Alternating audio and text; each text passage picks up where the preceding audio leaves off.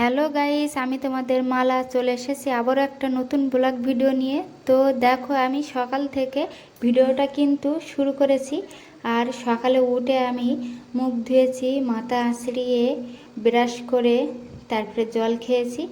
তারপরে কিন্তু আমি এখন বিছনা তোলা তো তো মেয়েদেরই কাজ, মেয়েদের তো করতেই হবে, কিছু নেই। তারপরে কিন্তু আমি এদিকে মাদুরটা তুলছি। আর মাদুরটা ছেঁড়া কিসের জন্য জানেন তো? আমাদের যেহেতু ধান চালের বাড়ি, সেই কারণে মাদুরটাকে ইঁদুরে কিন্তু ওরকম করে করে খেয়েছে। আর দেখো, আমি কিন্তু এবার ঝাড়ু দিয়ে নিচ্ছি। আর তোমরা বলবে যে ঘর দেওয়া ঝাড়ু এরকমই হয়? আমাদের ঘরের সে ঝাঁটাটা মানে নষ্ট হয়ে গেছে, তো সেই কারণে আমরা আবার নতুন করে এই ঝাঁটা দিয়ে ঘর ঝাড় দিচ্ছি।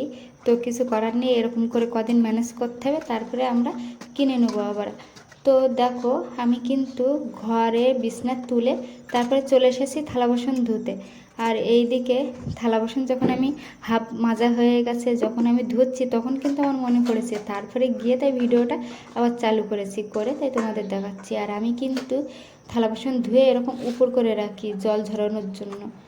তো দেখো, আমি কিন্তু এদিকে এঁচড় কাটছি। আর এঁচড় আর চিংড়ি, শুকনো চিংড়ি হবে আজকে। কিন্তু মানে বাজার থেকে কোনো চিংড়ি মাছও না আর কাঁকড়াও না, আজকে বাড়িতে শুকনো চিংড়ি ছিল, সেটা গরম জল করে ভিজিয়ে দিয়ে তারপরে রান্না করব।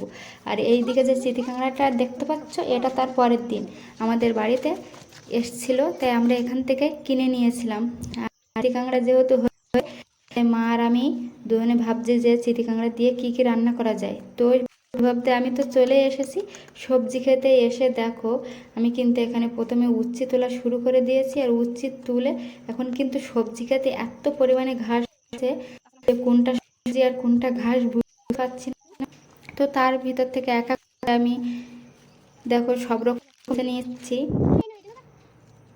আর লঙ্কা তুলে নিয়েছি। তারপরে আমি এদিকে কুমড়ো তুলছি, তুলে এগুলোকে আমরা রেখে দেবো।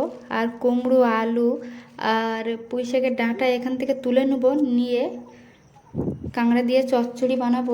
এই কুমড়ো সঙ্গে চিতি কাঁকড়া বা চিংড়ি মাছ হলে খুব জমে যায়, জানো না বন্ধুরা? তোমরা এভাবে রান্না করে বাড়ি খেয়ে দেখবে, তাহলে বুঝতে পারবে। তো এক এক করে আমি সবজি ক্ষেত ঘুরছি আর কোনটা তোলা যায় ভাবছি, ভাবতে ভাবতে সব কিছু তুলে নিচ্ছি। তো দেখো দেখো আমি পুঁই শাকগুলো কুমড়ো গাছের ভিতর থেকে টেনে টেনে বের করছি, খুঁজেই পাচ্ছি না। তো অল্প কয়টা হয়েছে। আর আমি তো এত ঘাস, এত বাগান মতন হয়ে গেছে যে আমি কিছুই খুঁজেই পাচ্ছি না। আর এইদিকে দেখো, ভেন্ডি গাছে আমি 4-5খানা ভেন্ডি পেয়েছি। তো এইগুলো তুলে নিয়ে যাচ্ছি। কালকে আমি আলু আর ভেন্ডি ভাতে দিয়ে খাবো। একটু বেশি হলে আবার তুমি ভাজতে পারতে বা চচ্চড়ি বানানো যেত, কিন্তু যেহেতু 4-5খান ভেন্ডি, ওই জন্য ভাতে দিয়ে খাবো। তো ভেন্ডিতেও কিন্তু ভালো লাগে। তো ভিডিও করার সময় এত ভিডিওর প্রবলেম হচ্ছিলো, এডিট করার সময়, কথা সেট করার সময়, কি বন্ধুরা, ভিডিও বেড়ে যাচ্ছে। আমি তো তার সঙ্গে ভালোভাবে মিলিয়ে কথাও বলতে পারছি না। তো সেই কারণে ভিডিও একরকম আর কথা আর একরকম হয়ে যাচ্ছে। তো আমি সবজি তুলে এনে বাড়ি চলে এসেছি। এসে তোমাদের দেখাচ্ছি যে কি কি সবজি আমরা তুলেছি। তো কুমড়ো 3খানা তুলে এনেছি, এগুলো ঘরে রেখে দেওয়া হবে। হাফ নিয়ে নেবো এর থেকে। টাটা, বাই বাই, রাখছি।